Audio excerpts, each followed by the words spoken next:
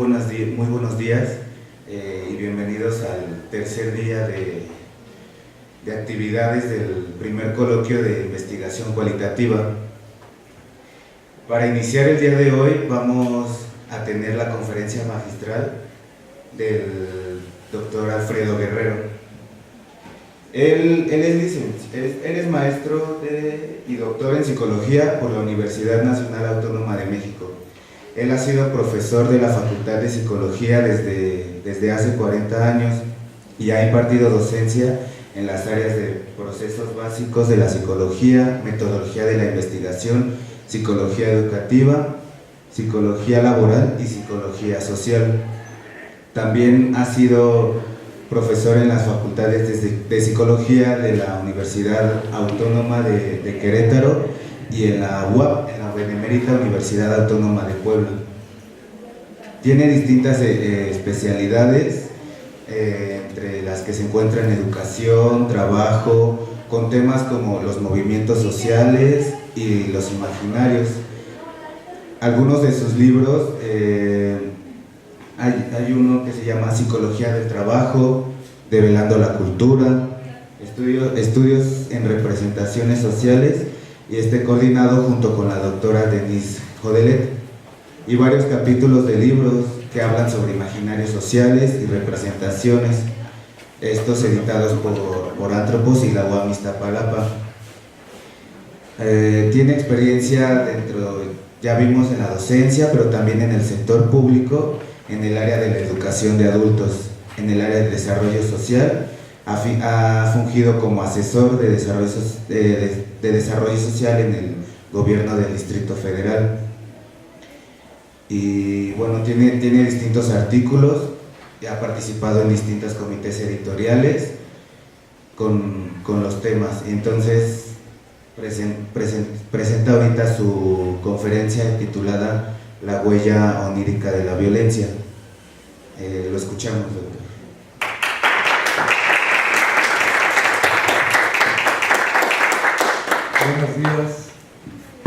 Buenos días tengan todas y todos ustedes. Les agradezco al comité organizador de efectivamente muy importante coloquio sobre investigación cualitativa. La conferencia de hoy la he titulado La huella de la violencia, la huella onírica de la violencia. Esta conferencia se la dedico a la salud de la doctora Elvia Talacena. La ciudad de Monterrey, en Nuevo León, en el estado de Nuevo León, vivió entre el 2010 y 2013 una oleada de violencia que trastocó la vida cotidiana de sus habitantes. Colgados en puentes, descabezados, abatidos entre dos fuegos, cierre de avenidas y enfrentamientos a plena luz del día, ejecuciones en lugares públicos como restaurantes, centros comerciales, secuestros, extorsiones, asaltos y violaciones, en fin, violencia generalizada y consuetudinaria. Muchos de estos actos de violencia se consignaron en la prensa y se difundieron por los medios televisivos y los noticiarios radiofónicos. Pero poca fue la respuesta ciudadana ante ella, y todavía menos fueron los trabajos analíticos. El espasmo que vivieron los habitantes de aquella ciudad del norte los llevó a modificar varios de sus hábitos y costumbres de su vida cotidiana, a vivir en la zozobra, la tensión, la angustia, el miedo, como lo podemos constatar en muchos testimoniales que existen al respecto. La violencia que se suscitó en aquellos años fue el resultado de la guerra contra el narcotráfico y la delincuencia organizada, declarada por el entonces presidente de la República, Felipe Calderón Hinojosa, en 2008. Hoy día sabemos que esa determinación, en lugar de reducir los índices de delincuencia y narcotráfico, originó la más catastrófica pérdida de vidas humanas en nuestro país. Datos conservadores nos indican la escalofriante cifra de alrededor de 200,000 personas muertas y más de 25,000 desaparecidas, de esa fecha hasta nuestros días. Los estados fronterizos, Tamaulipas, Nuevo León, Chihuahua, Durango, Sonora y Baja California, fueron las regiones en las que en aquellos años la violencia tuvo expresiones extremas. Las ciudades fronterizas, sin excepción, se vieron como nunca antes desbordadas en hechos violentos, en circunstancias no del todo claras hasta el día de hoy, donde las fuerzas del orden locales, junto con las fuerzas militares, la Marina y el Ejército, y también grupos paramilitares, participaron en una guerra contra los cárteles de narcotraficantes y los grupos del crimen organizado, en acciones que hasta la fecha han dejado una enorme estela de dudas. Las consecuencias sociales, económicas, culturales son incalculables y todavía hoy es imposible contar con evaluaciones precisas de todos los daños directos e indirectos que ha tenido la violencia. Violencia que aún continúa, aunque ya se hable menos de ella. No sabemos si algún día sabremos con exactitud lo que realmente sucedió en todos estos años de violencia. Nosotros le hemos seguido la pista al comportamiento de esta onda de violencia en el país. Desde hace años hemos tratado de comprender y entender desde distintas visiones políticas, científicas, filosóficas, estéticas y desde luego antropológicas, psicológicas, los orígenes y la evolución de la violencia en México. Hemos presentado los resultados de nuestras investigaciones en otros foros y en distintas publicaciones. El problema de la violencia en México me ha preocupado desde hace varios años. Para mí es un problema de mucha gravedad, al que es necesario volcar todos nuestros esfuerzos para comprenderlo en toda su complejidad y plantear rutas para su aminoramiento, quizás para el largo plazo, porque vemos que desgraciadamente en nuestra población esto ya se ha vuelto un asunto, el tema de la violencia, un asunto cotidiano, al cual cada vez se le deja de poner atención, cuando el problema es de suma gravedad. Reconstruir y restituir todos los daños que ha causado y está causando la violencia en México es un asunto no de futuro, sino del presente. Tal vez por eso me he compenetrado en el estudio del imaginario de la violencia. Y ahora lo hago con la indagación de la huella onírica, motivo de esta conferencia. ¿Cómo procedí a realizar esta investigación? A través de amistades personales con profesores, profesoras de la Universidad Autónoma de Nuevo León, me pusieron en contacto con otros profesores y profesoras de la misma universidad y con algunas personas que tenían un puesto administrativo, con quienes tuve la oportunidad de platicar. Les había pedido a mis amigos que me relacionaran con personas que hubieran tenido algún sueño de violencia y que estuvieran dispuestas a platicar. De esta manera, fueron 7 las personas que me platicaron su sueño de violencia. Todos fueron profesoras y profesores y personal administrativo de la universidad. En total, 5 mujeres y 2 hombres. 5 docentes de ellos y 2 administrativos. de distintas dependencias universitarias. Con cada una de ellas y ellos tuve una plática. No se trató de una entrevista, ni tampoco les apliqué ningún cuestionario o les hice alguna encuesta. No sé ningún instrumento o algo que se le pareciera. Simplemente les dije que estaba interesado en conocer su sueño de violencia, como parte de una investigación en la que yo quería explorar qué tipo de contenido había en el sueño que habían tenido.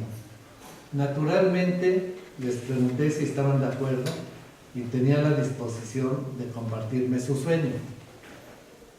Por supuesto que les dije que era psicólogo y que andaba haciendo una investigación sobre los sueños de la violencia.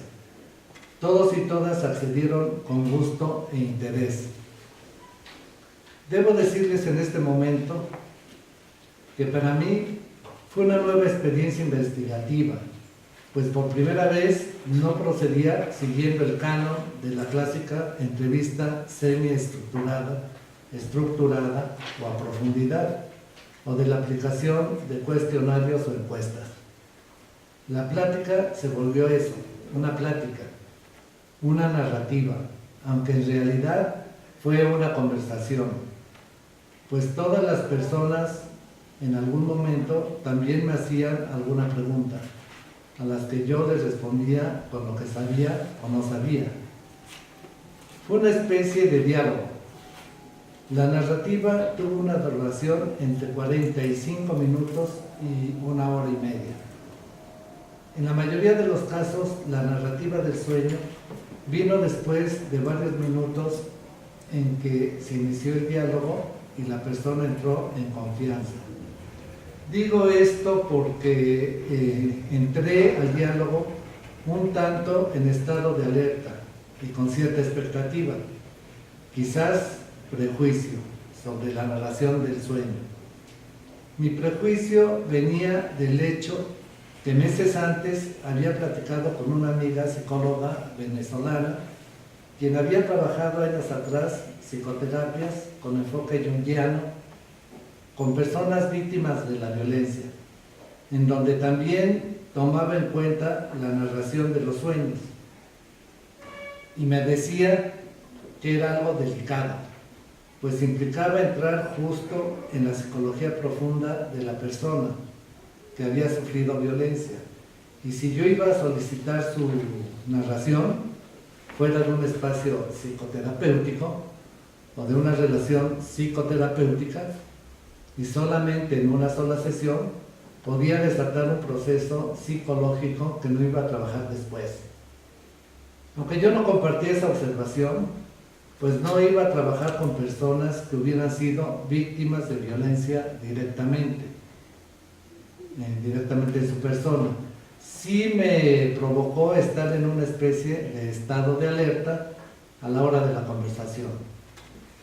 Además, a eso se sumó que no contaba yo con antecedentes investigativos de esa naturaleza.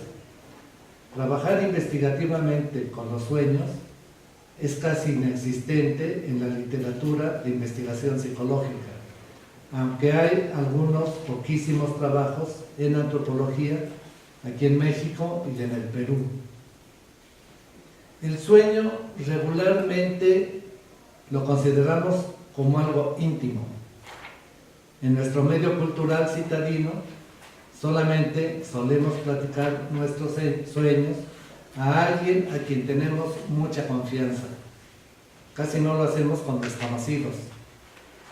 No es parte de nuestras costumbres, o más bien hemos perdido la costumbre de hacerlo. Sin embargo, yo no me enfrenté a este problema, pues en todos los casos, hablándoles a las personas con naturalidad y sinceridad de mis pretensiones investigativas, de saber cómo eran sus sueños de violencia en habitantes de una ciudad que años atrás había vivido situaciones de violencia extendida, generalizada en espacios públicos y que todos, incluyendo ellos, habían percibido y conocido de manera directa o indirecta. Por supuesto también hice el compromiso de hacerles una devolución, de hacerles llegar mis conclusiones de la investigación si obtenía algo interesante. Como les indicaba hace un momento, las personas me mostraron su confianza y me comenzaron a narrar sus sueños. La narración en todos los casos se hizo con emotividad al recordar la ensoñación, emoción que aparecía en distintos momentos del relato de la vivencia y contenido del sueño. Las conversaciones sobre los sueños de la violencia fueron grabadas en su totalidad, con el consentimiento de los narradores. Aquí no les llamo yo sujetos, informantes o entrevistados a las personas que participaron en la conversación, como regularmente se les denomina en los reportes de investigación psicológicos o psicosociales, pues ninguno de ellos tuvieron ese carácter. Yo los consideré como personas con las cuales tuve una conversación. El material grabado se transcribió y fue parte de la información con la que trabajé posteriormente para reflexionar de forma analítica, reflexiva e intuitiva. Una cuestión que tuve clara desde el momento en que fui pensando en indagar la violencia a través del sueño fue lo absolutamente incorrecto que era proceder bajo el canon de la investigación cuantitativa experimental. Más bien, pensé que tendría que moverme con los artefactos conceptuales y quizás técnicos de la investigación cualitativa. Sin embargo, al conversar con las personas, me di cuenta que construir una comprensión del sueño relatado me exigía proceder de una manera distinta, incluso distinta a las premisas de la investigación cualitativa. Las lecturas que retomé en los meses posteriores al registro de las conversaciones, del pensamiento de Carl Gustav Jung y varios de los integrantes de la escuela de Éranos, como Carl Kerenyi, Joseph Campbell, Gilbert Durand, James Gilman, Raymond Panikar, Gerson Schoenen, Mircea Eliade, Corbin y otros, me confirmaron la idea que debía trabajar las narrativas de los sueños y los recuerdos que tuve de esas experiencias narrativas mediante una aproximación hermenéutica. No digo un método hermenéutico, porque ni la hermenéutica analógica ni la hermenéutica simbólica constituyen un método en los términos que regularmente manejamos en las investigaciones psicológicas y psicosociales, sea de tipo cuantitativo o cualitativo.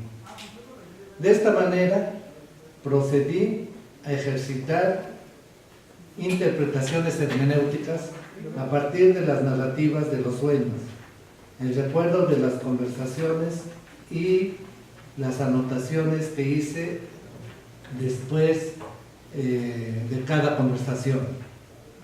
Enseguida les comunico algunas de estas interpretaciones que he hecho. En primer lugar, algo que encontré en varios de los sueños fue que en prácticamente todos ellos, salvo uno, se trataba de situaciones de persecución, ya sea estando con familiares, conocidos, desconocidos o solos. El narrador se encontraba en la escena del sueño en situaciones de persecución. Casi nunca se veía a los perseguidores. También se soñaba en situaciones de amenaza. Amenaza de ser agredido o sufrir violencia, dentro del ámbito familiar y fuera de él. Otro contenido también tenía que ver con escenas de agresión. En dos de los sueños, la agresión provenía de animales, perros, otros cánidos y animales fantásticos, monstruosos, o también de ladrones y policías uniformados. Estos contenidos de los sueños son elaboraciones de peligro, elaboraciones que condensan estados de alerta ante situaciones de peligro, que son amenazantes. Aquí nos observan procesos de simbolización, más bien son reproducciones condensadas de elementos percibidos en el estado de vigilia, es decir, de lo vivido en lo real de la violencia. Son sustratos en el psiquismo de las personas, es decir, huellas oníricas de la violencia.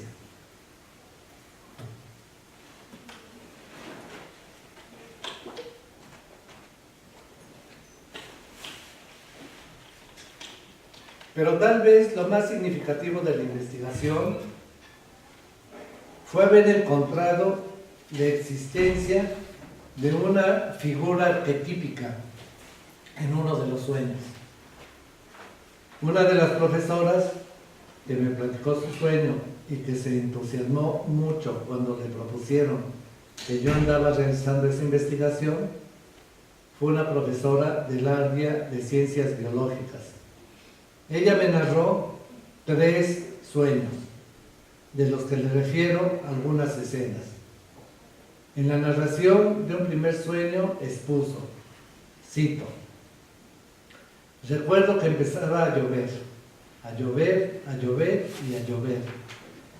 Llegó un punto que la lluvia era tan intensa que no podíamos cruzar, porque hay un río que cruza la ciudad. La lluvia ha sido un elemento siempre presente, pero una lluvia que es catastrófica, que destruye la ciudad. Y no puedo llegar a mi casa. Generalmente no veo mucha gente, está como desolada. Cierro la cita. En un segundo sueño, la narradora nos indicaba ver un estado de guerra entre la zona norte de la ciudad y la zona sur, la cual está dividida por una vía de ferrocarril. En una de las zonas veía ella una especie como de cuarteles militares, material bélico, gente armada, que iban a hacer la guerra contra la otra zona y que las personas que estaban allí no podían salir, estaban atrapadas, no podían ir a sus casas. Cito: y veo la ciudad destruida, dijo ella.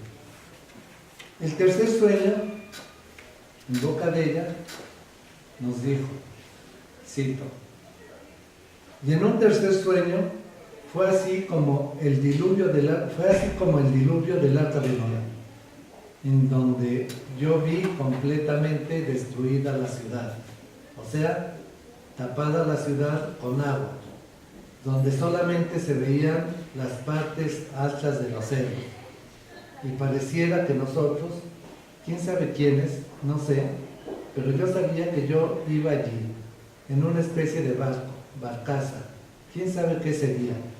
Yo veía y decía, ¿y ahora qué va a pasar? O sea, decía, ¿y ahora qué vamos a comer? ¿Qué va a pasar con esto? Si se va a tardar mucho en bajar y si va a bajar. Entonces, son sueños tan terribles, que me despierto y quedo tan impactada. Cierro la cita.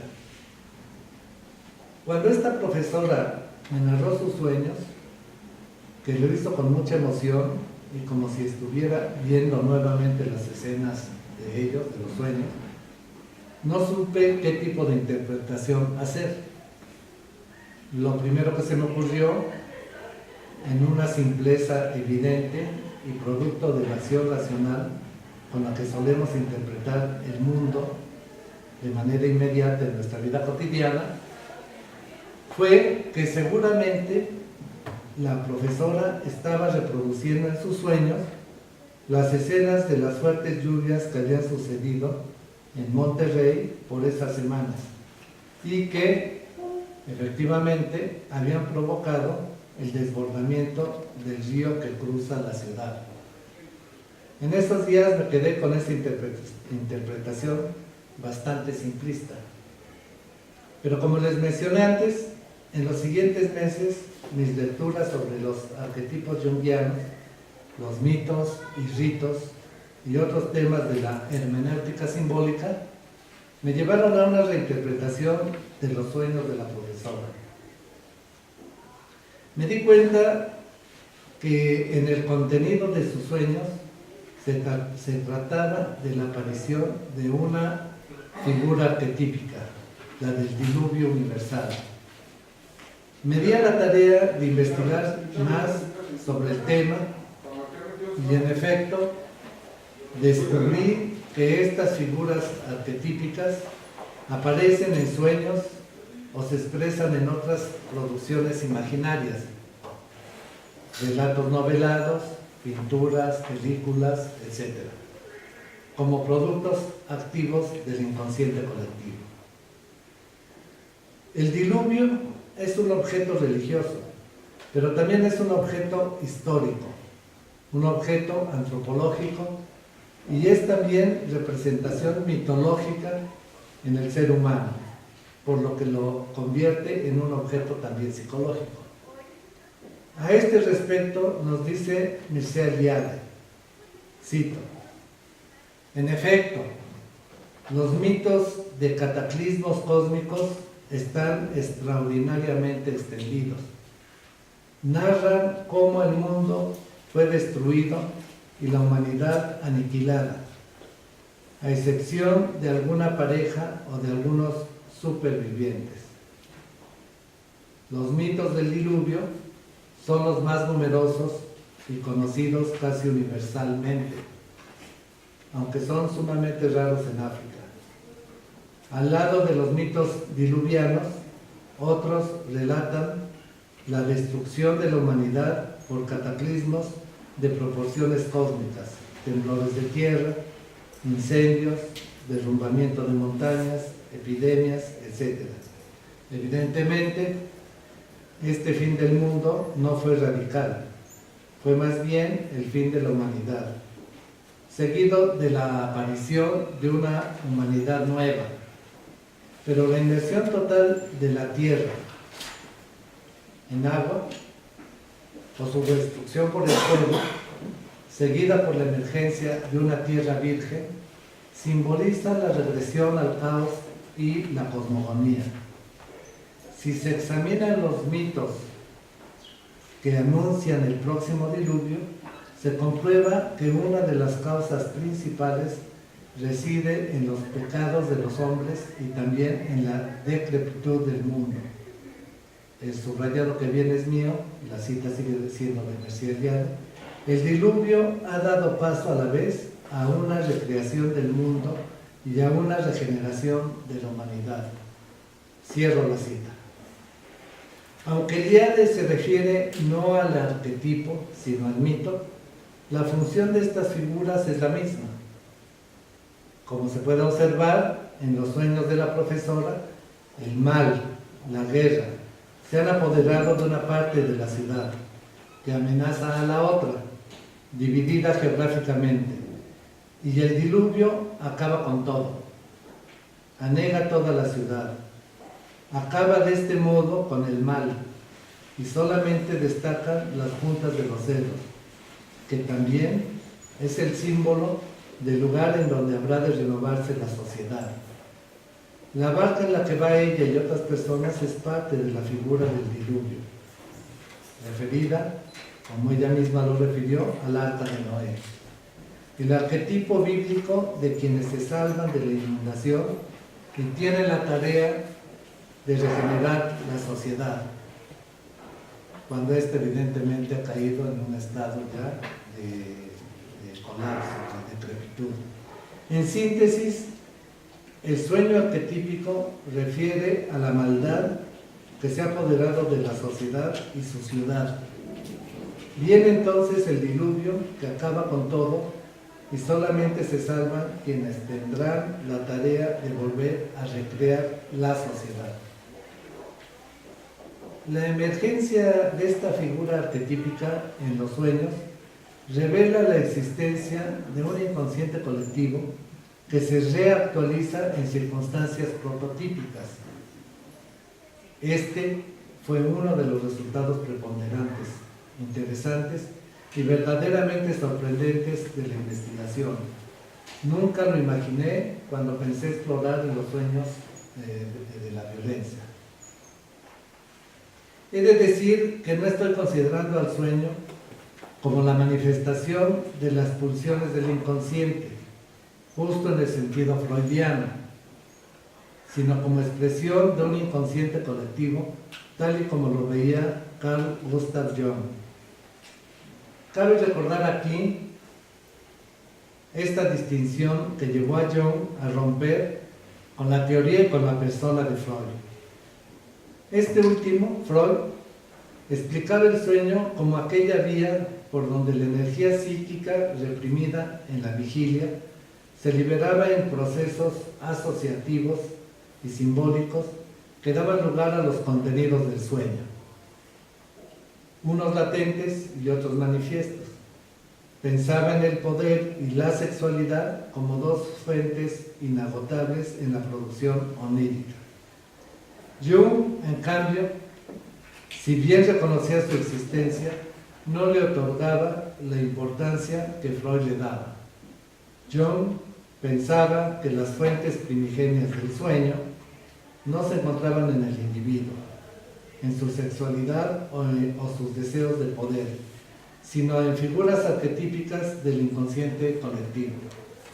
Esta distinción no fue menor, pues colocó a cada uno de estos pensadores en caminos distintos en la comprensión del psiquismo humano.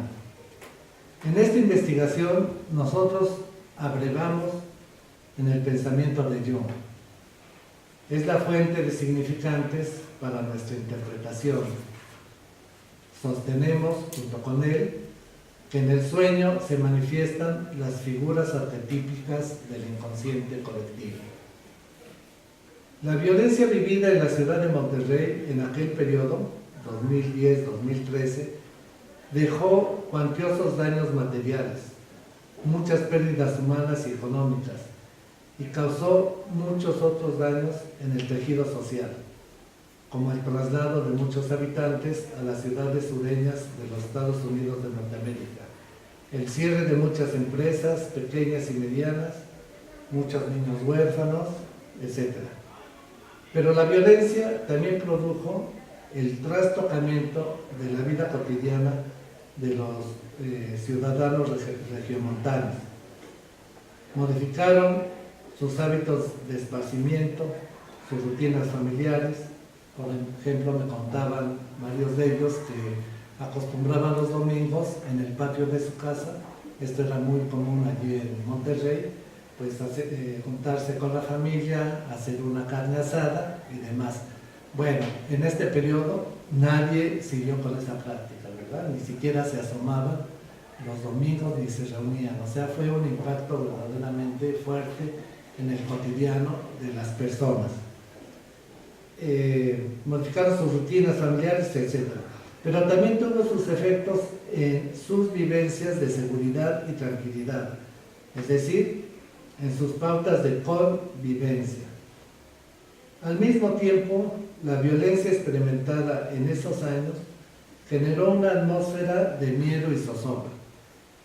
¿Y cómo se expresó esta en la vida anímica de las personas, en su psiquismo? Por eso quisimos estudiar los sueños de habitantes de esa ciudad y cuyos resultados de la investigación nos abren un nuevo abanico de preguntas. Antes de referirnos a algunas de ellas, también quisiéramos hacer una aclaración. La investigación no se movió en el campo de la memoria colectiva ni de la memoria individual. No fue el interés indagar la manera como las personas recordaban aquellos hechos del periodo de violencia, o cómo reconstruían e interpretaban aquellos hechos, que nos hubiera llevado al tema de la conciencia, sino que el principal interés fue indagar sobre los contenidos de los sueños de la violencia, o dicho en otras palabras, qué huellas había de la violencia en el material onírico, y con ello acercarnos a lo que postula Castoriadis como el magma de significaciones característico del inconsciente colectivo y también individual. Vuelvo a repetir, no sabemos qué nos íbamos a encontrar, y lo más sorprendente fue haber hallado una figura arquetípica. De una parte, el hecho que en varios de los sueños narrados se hayan expresado de manera manifiesta o latente experiencias de persecución, amenaza, agresión, nos lleva a pensar que el problema de la violencia no solo tiene que ver con los daños materiales y sociales en las personas y con la reparación de esos daños, sino con su penetración en las dinámicas y estructuras de la vida psíquica inconsciente colectiva. Nos preguntamos, entonces, ¿cómo comprender y trabajar estas dimensiones? En realidad, ¿pueden alterarse estos procesamientos simbólicos e imaginarios? Aun y cuando la situación de violencia extrema generalizada disminuyó considerablemente en los años recientes, posteriores al 2013, la huella sigue allí, porque es importante señalar que los sueños narrados por las personas en esta investigación tuvieron lugar no dentro del periodo de mayor violencia, sino más recientemente en los meses anteriores a la narración. Por otra parte, la aparición de la figura arquetípica del diluvio, además de corroborar la existencia de estos esquemas producto del inconsciente colectivo, traen al primer plano un material de naturaleza antropológica e imaginaria, como elemento constituyente del psiquismo, con sus lógicas que no son racionales, sino míticas, y que reactualizan la polémica de Jung con Freud sobre la naturaleza de los sueños. Sin profundizar en ello, y en tanto que este es un coloquio sobre la investigación cualitativa, quisiéramos finalizar adelantando algunas reflexiones al respecto. En la investigación de ciertos objetos de naturaleza psíquica del inconsciente colectivo, como es el caso de los sueños, los métodos y técnicas cualitativas se enfrentan al problema de la naturaleza de los símbolos, con los que se trabaja regularmente. El símbolo no es unívoco, sino es multívoco. Es decir, el símbolo es susceptible no de una, sino de muchas interpretaciones. De ahí que se exija el uso de la hermenéutica. No hay una interpretación que sea la verdadera. Cada una que se haga contendrá su particular potencial heurístico y epistémico. Aquí les hemos presentado una de ellas. Mucho se ha escrito sobre los sueños, y la investigación actual en psicología se ha desplazado a estudiar el sueño como una actividad cerebral, con la ilusión de contar con una base, entre comillas, científica. El uso del método experimental cuantitativo, pero también en combinación con métodos cualitativos, se extiende por todo el planeta en los mundos académicos, con la creencia que es el único camino firme por el que hay que transitar. No obstante, hay saberes ancestrales fuera de los mundos académicos que no se mueven con las lógicas de la racionalidad científica. En cierta ocasión, Jung, conversando con un Aibón, una especie de doctor somalí de un cacique, al que se le había cuestionado sobre sus sueños, le respondió con gran melancolía que desde que los ingleses habitaban África, los Laibon habían dejado de soñar, y que antes era común y frecuente que estos personajes dieran a conocer sus sueños, que eran del tipo premonitorio. Ahora ya no era necesario, pues todos lo sabían los ingleses. La decadencia se hallaba presente ante el trueque realizado entre Dios y el destino, por un lado, y el racionalismo anglosajón por el otro. Muchas gracias.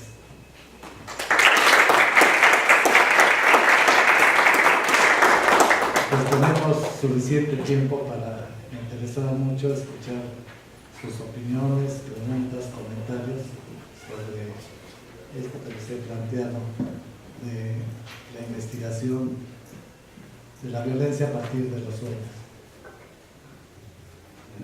Muchísimas gracias, doctor.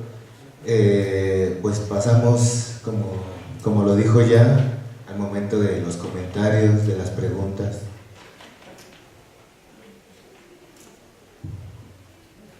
¿Alguien?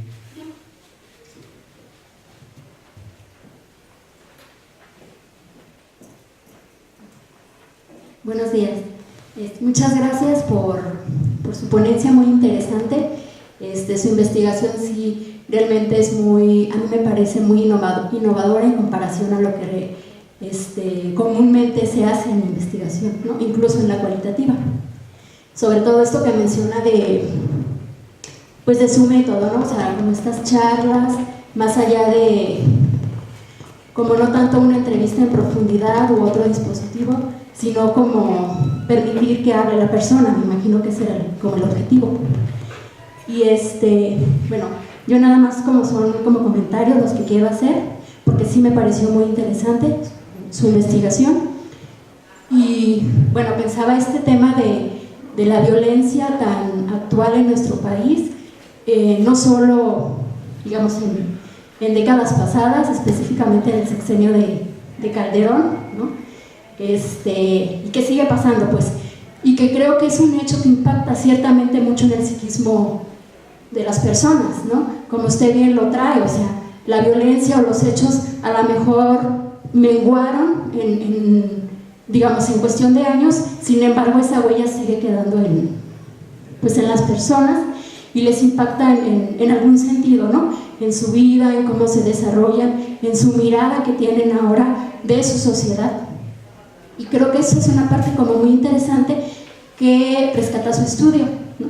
Como todas esas cosas del simbolismo, bueno, yo manejo una perspectiva más psicoanalítica, entonces no estoy muy empapada de la perspectiva junguiana, conozco también poco, pero me parece muy interesante toda esta como interpretación que hace. Yo también pensaba en la cuestión del diluvio cuando empezó a hacer los relatos de los sueños, y me imaginé esta participante que trae acá, justo como en el arca de Noé, que fue lo que usted rescató, ¿no? También como esa posibilidad que tiene la gente de seguir más allá de los hechos violentos, ¿no? A los que estamos inmersos hoy en día. Entonces, bueno, pues nada más era como un comentario. Muchas felicidades y gracias por compartir. Sí, un comentario al comentario. Sí, estoy totalmente de acuerdo con usted. Y efectivamente yo no sabía a qué me iba a enfrentar, pero efectivamente tuve que actuar en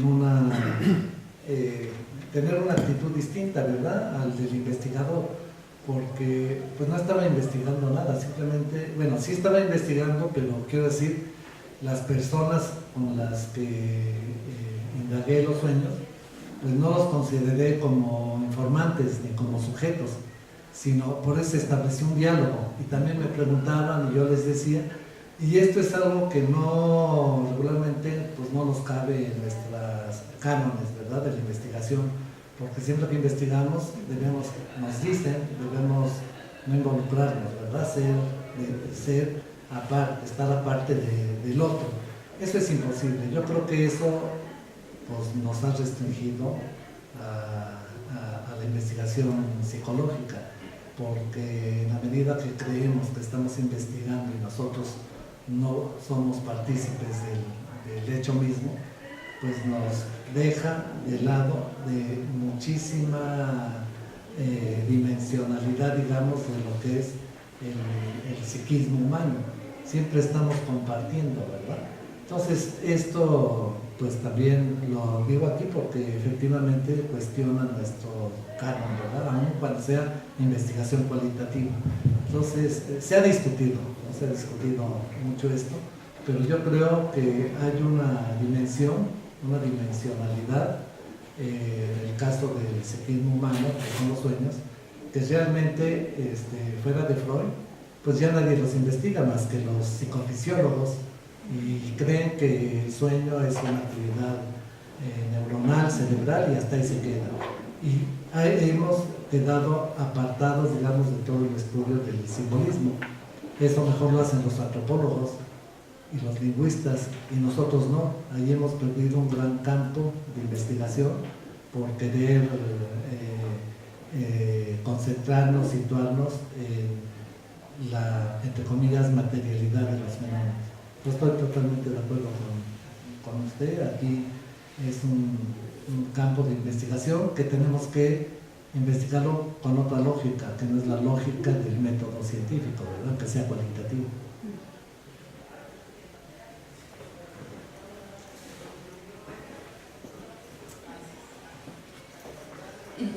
Coincido con la compañera, me pareció sumamente interesante la ponencia y sí me hace como reflexionar en varios aspectos, sobre todo porque me quedé con la idea de que estas personas, cuando le narraban sus sueños, pude identificar como 3 categorías, por así decirlo, principales, ¿no? O sea, situaciones en donde eran perseguidos, donde eran amenazados y en donde se veían situaciones de agresión. Y yo me puse a pensar si únicamente en los sueños se percibían como siendo los agredidos, o si también ellos efectuaban algunas conductas agresivas hacia los demás, hacia el ambiente, hacia los animales y estas cosas. Si pudiera platicarnos un poquito más acerca de eso, estaría súper chido. Gracias. Sí, ninguno de ellos en su sueño se presentaba como agresor, aunque en uno de ellos sí había una respuesta agresiva, en uno de los sueños, frente a una situación de agresión, era como responder esa agresión, pero en todos los casos, el del arquetipo lo pongo aparte, ¿verdad? En todos los 6 casos adicionales, efectivamente se colocaban como víctimas en una situación de persecución, de amenaza, y no he analizado todo. Como les digo, como son elaboraciones simbólicas, bueno, esta es la interpretación que hice, ¿verdad? No apliqué el Atlas TIL ni ningún programa, simplemente es la intuición, la hermenéutica, ¿verdad? Recordando la entrevista, porque la emoción también cuenta al momento de la narración, y digamos la interpretación ya de esos sueños. Pero seguramente en la narración hay más cosas. Ahora que los vuelvo a ver, a lo mejor identifico otras cuestiones, pero este es un elemento muy importante. O sea, de sueño, cómo se colocan ellos. Y en la mayoría se colocaban como víctimas. O sea, frente a una situación de amenaza, de persecución, no como agresores. Eso es muy importante, porque es sumamente importante, porque está denotando, digamos, cómo en el sueño, cómo la elaboración simbólica del sueño, que no tiene que ver con lo real, es otra cosa. Lo que he leído, algunas cuestiones también, regularmente interpretamos con lo real, ¿verdad? Pues es que su familia pasó tal cosa y tal cosa. Hacemos ese vínculo, pero no, allá hay una lógica diferente. No sé bien cuál es, ¿verdad? Digo, Freud la llevó digamos, a la lógica de la sexualidad y del poder, fundamentalmente. Pero no solamente existe esa dimensionalidad. Entonces, esto que usted plantea es muy importante. Voy a volver a releer. Esto que les planteo es nada más una primera interpretación, ¿verdad? Seguramente con otra lectura a lo mejor encuentro otros significantes y otra visión. A ver si me da tiempo de hacerlo. Pero sí, muy importante su observación. Y una última preguntita, sí, claro. chiquitita. Y también no sé si llegó a explorar acerca de qué efectos o qué como persistencia tenían estos contenidos simbólicos de los sueños ya en los estados de vigilia. O sea, esas personas que le dicen que se despertaban como muy emocionadas, o sea, muy perturbadas, me las puedo imaginar, acerca de estas cosas de violencia, si eso ha llegado a significar otras cosas ya en su día a día. Sí, también es muy importante esto porque me narraron el sueño, recordaron el sueño, lo narraron de manera emotiva, pero también cuando se referían ya a la situación real que se estaba viviendo, no hacían esa asociación, pues no la hacen, como que el sueño es una cosa, y yo creo por eso les interesó, porque cuando me lo platicaron, pues querían que yo se los interpretara, y yo la verdad, en ese momento de las pláticas, pues como todavía no tenía todo este marco proporcionado por la hermenéutica simbólica, pues lo que les dije es la cosa más simple, ¿verdad? Siempre relacionando el contenido del sueño a un contenido del estado de vigilia, de su vida cotidiana. Ah, pues sí, soñó eso, pues es que porque su familia traía pleito y demás, y ya no vivían en ese momento la situación de amenaza real, porque ya había bajado, ¿verdad? En la presa, ya podían salir, ya volvían a lanzar su carne los domingos con la familia, pero hay una disociación entre el contenido del sueño. ¿Por qué? Porque en nuestra sociedad hemos disociado otras dimensionalidades como la emoción, el sueño, de nuestra vida cotidiana, como que son mundos diferentes, ¿verdad? Entonces, eso también ocurre. No hay, digamos, como hubo en el pasado, donde el sueño, y ya hay testimonios en estudios antropológicos y en estudios también de nuestras comunidades prehispánicas, sueño y vigilia eran lo mismo, parte de la vida, de lo mismo. Pero bueno, esto viene con otra tradición, ¿verdad? Ya de la modernidad, etc. Muy importante también esa observación, claro. Gracias. Usted dice que, bueno, les dijo algo muy someramente, ¿no? ¿Qué les diría ahora? Pues ahora les diría lo que les acabo de leer. Miren ustedes, hay esto, hay una de las personas les diría también, no específicamente lo de su sueño, sino lo del sueño de las otras personas, y les diría esta cuestión también arquetípica, que para mí fue muy sorprendente porque a partir de esto empecé a ver la manifestación de arquetipos en otras expresiones. Por ejemplo, ustedes han visto la película Terremoto, ¿verdad? Ah, bueno, pues allí aparece también el arquetipo del diluvio. ¿Se acuerdan que viene el terremoto y viene el tsunami y se inunda todo, verdad? Pero uno diría, pues sí, ¿no? Después de los terremotos viene el tsunami y se inunda todo. Pero allí en la conversación hay un elemento significante. Cuando uno de los personajes le dice al otro, pues sí, ya ven que estaba todo lo mal, ¿verdad? La corrupción en la construcción, es todo eso. O sea, el mal, el símbolo del mal, llega la inundación, acaba con todo, y ahí dice el personaje, pero esto nos lleva a renacer, a rehacer la sociedad. Es una figura arquetípica. Obviamente ni el director de la película, que no me acuerdo cómo se llama, ni quienes lo hicieron, dijeron vamos a mostrar aquí el arquetipo del diluvio. Estos emergen, ¿verdad? Emergen en el sueño, emergen en las novelas, emergen en el cine, en las películas. Ahí está, ¿verdad?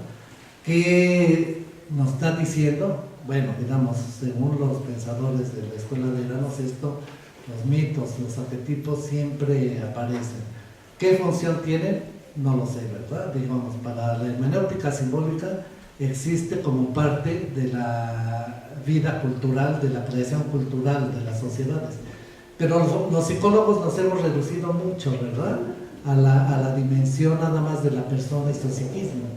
Y hemos dejado de lado, nos hemos desconectado de toda esta dimensión con el cosmos, que la tenemos, ¿verdad? Y que no la estudiamos, porque nos han reducido a simplemente la persona o el grupo, ¿no? Pero no quitar a la psicología social, ¿verdad? También el grupo, la persona, pero lo que sucede allí. Entonces, los modelos funcionales son los que están en boga y siguen preponderando en nuestros modelos, ¿verdad? Porque decimos, el sueño es función de tales circunstancias, ¿verdad? la persona, la edad, si era religiosa, etc. Y siempre andamos buscando causalidades, donde por las hay, pero no son lo más importante, digamos, en un área de comprensión más amplia del psiquismo humano, que no se reduce exclusivamente a la función del psiquismo personal, ¿verdad?, de la persona o del grupo, sino de la cultura, de la colectividad y de la historia. De ahí que la necesidad, que eso sí lo he trabajado por muchos años, la necesidad de la transdisciplina para la comprensión de los problemas humanos, ¿verdad?, dentro de los cuales el psiquismo es una parte. Sí, comprendo. Ya la última, perdón. Nada más quería saber si en parte de su investigación les preguntó qué significaba para estas personas ese sueño. O sea, más allá de qué significaba según Freud, bueno, lo que le preguntaban a usted, ¿qué significaba para ellos? Sí, no se los pregunté. Y o sea, no, la subjetividad de... sí, no se los pregunté porque no me interesaba ver, digamos, qué interpretación hacían de su sueño, sino, bueno, algunos lo dijeron, ¿verdad? Es que yo creo que soñé eso porque en mi familia, mi papá se había peleado con mi tío, etc. O sea, de todos modos lo dicen. Lo que me interesaba fue, digamos, ver los contenidos. En una primera aproximación, ¿verdad? A lo mejor una nueva investigación podría preguntar, bueno, ¿cómo interpreta usted eso? Pero le vuelvo a decir, en la mayoría de los casos, la interpretación la daban ellos mismos, ¿verdad? Y yo creo que eso también lo pensé, lo soñé, porque 2 días antes me había caído de la escalera y que fue uno de los sueños. O sea, la interpretación la hacen vinculado, digamos, a la vigilia, como la pregunta que me hace la otra persona, en una manera, digamos, muy común en nuestra sociedad, de interpretar aquello que es la vida psíquica, ¿verdad?, nuestras emociones, en un sentido común. Y también, ahorita que recuerdo con la pregunta, otras interpretaciones más generales de la violencia, allá aparece un contenido de los contenidos televisivos. O sea, también está allí en la narración, no en el sueño, la interpretación a partir de los contenidos de los noticiarios, ¿verdad? Eso lo he visto con otras investigaciones, está verdaderamente incrustado en la narración e interpretación del mundo que hacen las personas. Repiten eso y así se explican el mundo. Por eso es que no hay elementos de conciencia, pero bueno, es otro tema. ¿Sí? Bueno, aquí primero, para lo que decía la compañera, la misma rememoración de un sueño, ahí está ya implícita la misma interpretación de la persona. Como lo decía Freud y como usted también lo mencionaba, no son plantillas de que la teoría de los sueños se aplique tal y como es, sino que puntos son importantes. Freud decía que los contenidos oníricos no van a ser recordados al pie de la letra, sino que de las pocas memorias que se tengan de ese sueño se van a ir conformando estas narrativas. Entonces, en la misma rememoración está esa interpretación del sujeto. Bueno, podría pensar, sería mi opinión. En cuanto al trabajo ya que usted presenta, es muy curioso pensar cómo estos sueños del diluvio pueden tener un montón de significaciones y un montón de componentes. Se puede crear una red inmensa a partir de estos fenómenos. Por ejemplo, como lo podría decir Luis Althusser, estos aparatos ideológicos del Estado que van configurando la forma en la que piensan los sujetos, y esto viene y lo renueva Michel Foucault con los campos de percepción, igual por medio de las instituciones y este tipo de estructuras que fundamentan la sociedad. Y es muy interesante porque incluso este sueño del diluvio podría pensarse que viene incluso desde los relatos bíblicos, el hecho de que incluso el bautismo sea una forma de purificar, es pensar que ese sueño, quisiera decirles que es una forma de que se necesita purificar esa sociedad, se necesita limpiar toda esa violencia que viene dentro de esa historia, dentro de ese devenir de una comunidad. Pero a su vez es muy curioso porque estos sucesos que se dan en la realidad, como usted bien lo decía, otros enfoques los reducen muchísimo. Por ejemplo, las neurociencias, hay diferentes teorías que dicen es que los sueños son solamente una reorganización de los estímulos que se tienen durante un día. Y pues caramba, aquí podemos ver que incluso esos mismos estímulos que están allá afuera pues están en juego, están en un vaivén con esa misma historia ideológica que te puede dar la institución escolar, la institución familiar, la institución religiosa. Entonces es muy interesante eso. Aquí creo que mi pregunta sería, ayer planteaban varias como opciones, varios caminos con los cuales poder combatir esa violencia, combatir esos fenómenos que están mermando a la sociedad. Por ejemplo, uno de los participantes de la unidad de seminarios hablaba de una teoría que se llama la de la ventana rota, de psicología ambiental, que si veían una ventana rota, la misma comunidad, si pasaba mucho tiempo de que esa ventana estaba rota, era como una invitación a que rompieran más ventanas, porque en ningún momento la comunidad hacía acto de reparación de esa ventana o tenía alguna acción para reponer ese material. Aquí también se podría pensar que incluso la violencia llega a difundirse de manera muy estrepitosa, porque incluso las autodefensas no son más que una contestación violenta a esa misma violencia que se está generando en las sociedades. Es muy curioso que pensar que estos fenómenos se reproducen en la misma sociedad, pero aquí la pregunta sería ¿cómo reproducir una forma en la que se combatan esos fenómenos? ¿Cómo desde su lugar podría pensar en una opción, en una respuesta para aminorar y combatir esa violencia? Bueno, sobre la primera parte, es el problema que tenemos todas las ciencias sociales. Cuando traducimos una imagen al lenguaje, ya le distorsionamos. Es decir, eso lo reconoció Freud, pero es un problema en el sueño y en cualquier otra imagen, ¿verdad? Una es la imagen y la emoción. Cuando se traduce al lenguaje, pues ya se quedó mucho allí, mucha semiosis de la imagen. Pero por eso es que cuando uno trabaja imágenes fuera del lenguaje, encuentra otras lógicas. Y en el sueño, pues fueron narrativas, ¿verdad?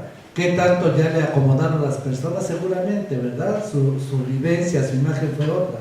Pero bueno, esto es lo que se narró, ¿verdad? Cómo tener acceso al sueño, a la imagen del sueño de otra persona, pues no es posible todavía ahora, pero ese es un problema y sí está allí. Lo otro que usted dice, pues nos coloca en el tema de la violencia en México, que no se abordaría, digamos, desde el sueño ni desde el imaginario, sino desde el real, lo real.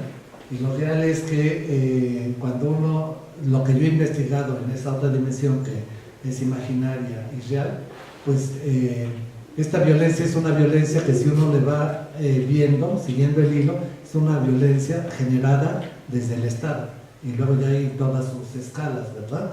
Entonces, en una violencia donde hay impunidad, en la medida que siga habiendo impunidad, y la impunidad es porque este Estado es un Estado narcoestado, un Estado violento, con obviamente una careta de que no lo es. Y entonces, si la institución que regula a la violencia está deteriorada, es inexistente, pues ¿qué podemos esperar, verdad? Lo demás es discurso que se emite en los medios y que la gente lo cree. Ahí hay tema también para la investigación psicológica. O sea, usted habla de los aparatos ideológicos de Estado, bueno, ya es una categoría no muy usada, pero sí refiere efectivamente el poder de las imágenes a partir de la televisión es muchísimo, es muchísima. Yo he hecho otras investigaciones, no de violencia, sino de imaginario, y aparece, ¿verdad? Entonces, por eso decía hace un momento, nos explicamos el mundo a partir de los noticieros, y esas son las respuestas que da la gente. ¿Eso qué quiere decir? Que hay una reproducción de esas narrativas, no solamente en la vida cotidiana, sino como explicación del mundo. Eso es tremendo, tremendo, porque entonces sí hay una manipulación a nivel de los imaginarios, ¿verdad? ¿Y cómo romper con eso? Bueno, yo con mis alumnos, digo, aquí en la universidad, y ellos mismos dicen, ¿verdad? Pues aquí venimos a conocer científicamente y eso, y me repiten exactamente lo mismo que dice López Dóriga cuando hago preguntas sobre distintos fenómenos. Bueno, entonces mi labor docente es una labor de ir desestructurando esos argumentos, ¿verdad? Si no lo hacemos en la universidad, o en la escuela, en la educación, pues ¿dónde más? En la familia, en otras instituciones estamos perdidos. Perdón, ya me estoy... Gracias, doctor. ¿Alguien más que quisiera participar, comentar, preguntar algo? ¿No? Bueno, a mí me gustaría decir algo. Me llamó mucho la atención cuando dijo que usted no buscaba investigar algo, usted buscaba simplemente un diálogo, que sin embargo se convirtió en una investigación, y creo que eso es la bondad del enfoque cualitativo, de la investigación cualitativa, cuando se le da un lugar al sujeto, si me permiten decirlo, al sujeto de investigación. Es muy interesante cómo al darle ese lugar podemos encontrarnos con muchísimas cosas para poder reflexionar. Y a partir de todo esto, lo que ha venido diciendo, lo que también los compañeros han estado diciendo, pues se genera, yo diría no una conclusión, sino más bien una reflexión para lo que sigue, qué es lo que se puede hacer, ¿no? para combatir la violencia que se está generando. Y bueno, creo que ese es el objetivo de este coloquio. Gracias, doctor. No sé si quiera agregar algo más. Pues un comentario rápido con lo que acabas de plantear. Efectivamente, estoy totalmente de acuerdo. Si uno cuando hace investigación a las personas no las ve como informantes, como sujetos, como los que saben, yo quiero saber, sino como pares, se abre un abanico de comunicación, de dialógica distinta. Y claro, uno puede recuperar, ¿verdad?, información, eso es válido, pero cambiaría la dimensionalidad. Pero es así, remar en contra del canon, ¿verdad?, de la corriente que domina no nada más en la psicología, sino en todas las ciencias sociales, y que está avalada por el CONACYT, el SNI y todos esos organismos. O sea, se tiene que investigar bajo el canon científico del método, y es el método experimental con todos estos pasos. Bueno, esto ya no da. O sea, da para toda la vida cotidiana en la academia, pero no da para comprender problemas tan complejos, por ejemplo, como la violencia, entre muchos otros, ¿verdad? Ya no da. Y entonces construimos discursos que son los que están en la academia, en los libros, y se avalan y se dicen, y realmente lo que está sucediendo como fenómeno, como fenoménica, pues es otra cosa aparte. Pero bueno, por eso yo dije al principio que celebro que hayan organizado un coloquio como esto, sobre todo para dar pauta a estas reflexiones, ¿verdad? Yo quise hacer más o menos breve la conferencia para el diálogo, los comentarios que he establecido con ustedes ahora, para mí son mucho más ricos que el rollo que yo pueda echarles, ¿verdad? Entonces felicito a los organizadores de este coloquio que abrieron una puerta que hace falta en este momento, porque de verdad el pensamiento racional, lógico que impera nos está metiendo en laberintos que no tienen salida. Y bueno, si podemos buscar otras formas, creo que es celebro eso. Gracias. Bueno, muchas gracias, doctor. Y pues con estas palabras inauguramos ya la jornada de hoy con esta conferencia, y también doctor Alfredo Guerrero Tapia le entregamos su constancia como reconocimiento. Muchas gracias.